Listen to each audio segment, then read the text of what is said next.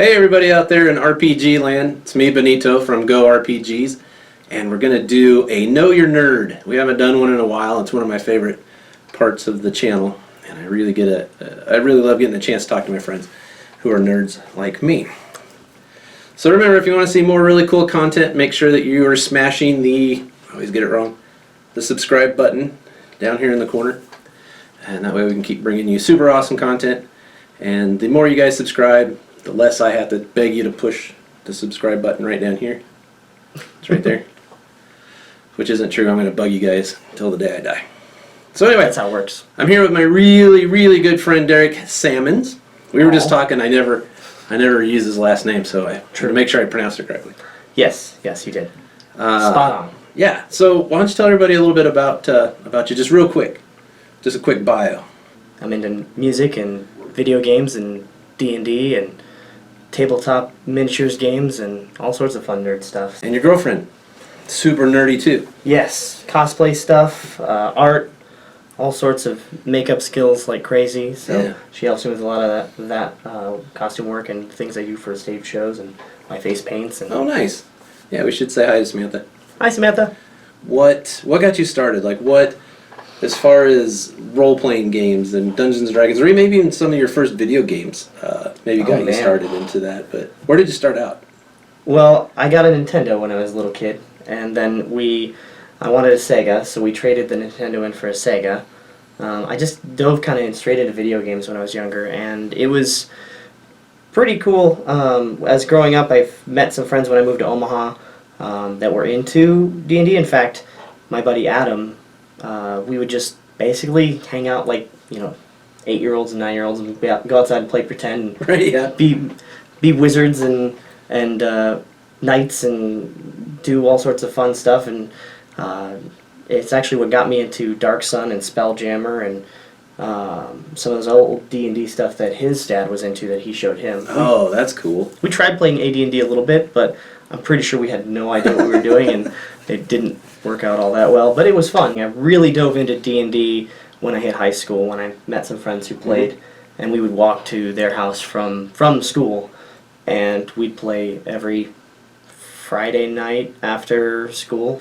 But it just was another accumulation of my nerd hobbies, because even when I was around that age too, I was into like Warhammer 40K and doing tabletop miniatures games, so I would do that too, and all sorts of stuff. Wow, you're a great guest for the show. You fit right into the...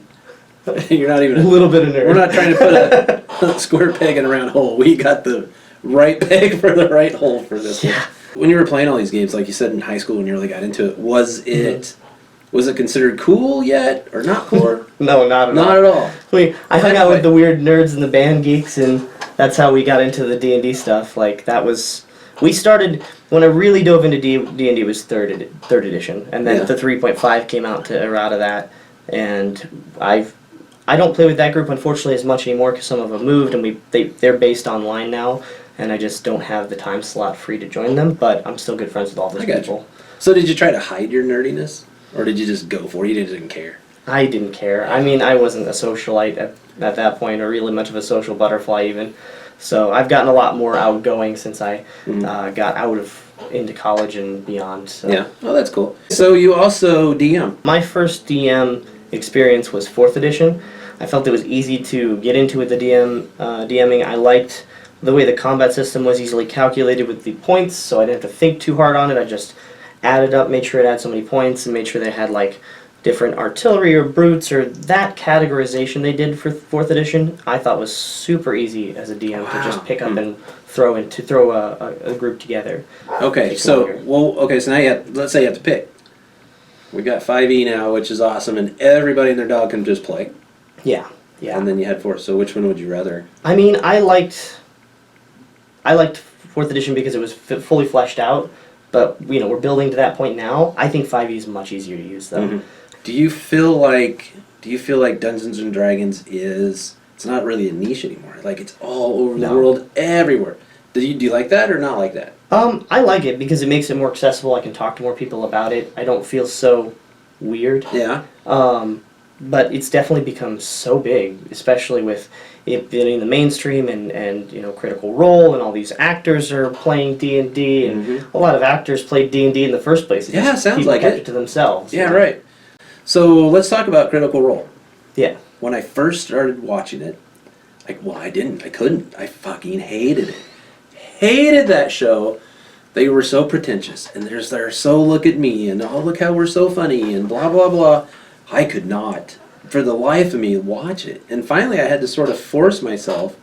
I had some opinions that were not well taken. Yeah. About the show, and then I kind of made myself start to watch it, and I started to do research on the players or the characters, the actors, whatever.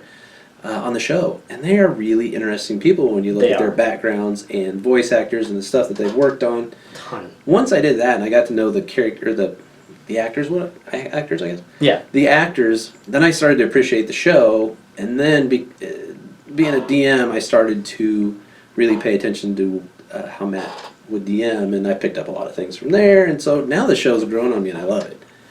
I find him very intriguing, and I think he's an awesome dude. Like, he would be just a cool dude to hang out with and just play a game of D&D or just even hang out and just chat with for a couple of hours.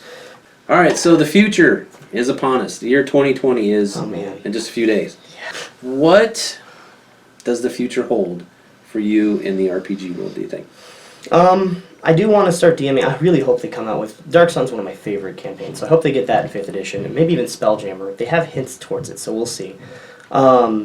But I definitely want to play more 10 Candles. I'm really getting into some other more like indie or OSR style tabletop RPGs like Lamentations of the Flame Princess or Five Torches Deep. Games that kind of either are very old school D&D or that blend newer modern D&D with old school D&D in a way that I think will be fun and interesting. What was the game that I'm supposed to come to your house and play?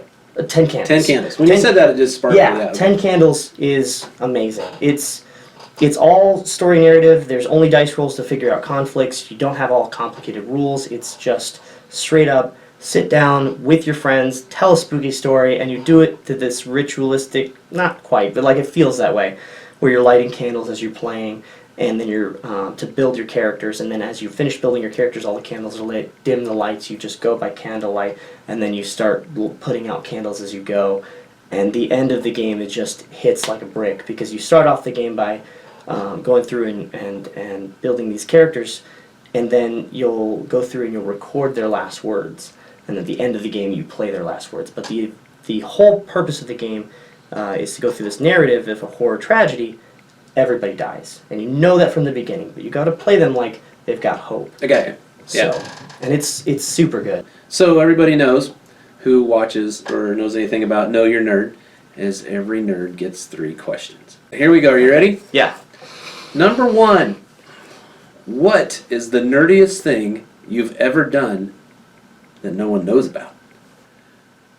When I was a kid, Eris died, and I actually cried. It was the video game that ever made me emotional. Okay. That's pretty nerdy, I'd say. Yeah, that's pretty nerdy. It's not quite to the degree I would like to share, but I can't think of anything other than You never told anybody you cried about that? I mean, maybe like one other person, or like maybe a handful, but not the world. So. One other person. Number 2. Who is your favorite boy band and song, and you have to sing a line? Oh, man. Boy band. I guess I'll have to go with NSYNC, just because Justin Timberlake's pretty amazing. Yeah, so. I kind of felt you were going to He go kind of that way. survived through all that, Yep. unlike most of the other boy bands, which pretty much fell apart after that whole era died. Yeah. I guess And- Jonas Brothers is the thing, so. Okay, and you're an amazing singer. We all know that. Lead singer for Chop Suey. Yep, Chop Suey and When Towers Fall. You have a show coming up.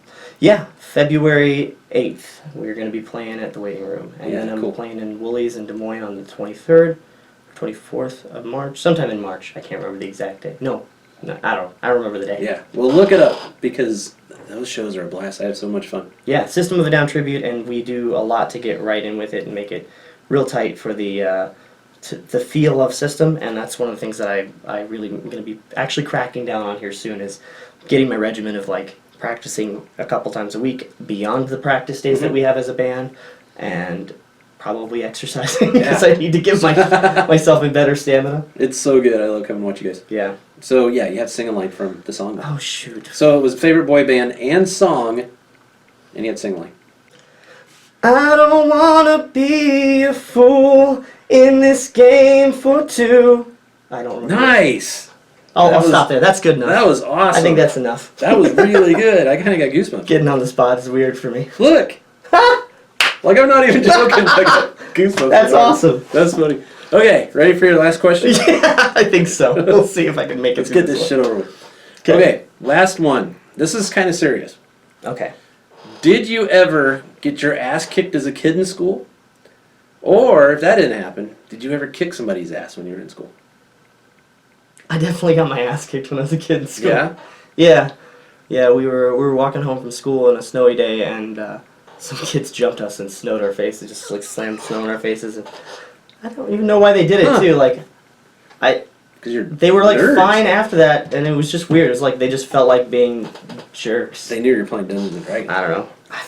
I wasn't even playing Dungeons and Dragons at that point. I was just into video games and probably was playing too much Streets of Rage. Yeah? Like, That's funny. All right, well, that was awesome. Thank you so much for coming on. I appreciate it. I really do. Anything else you want to plug real quick? Just how cool you are? I'm pretty rad, I guess. Pretty cool. Yeah, I mean, When Towers Fall is working on our next album. The first one was pretty rough in comparison to what I think we're doing next, so I'm pretty excited for this. We're recording now.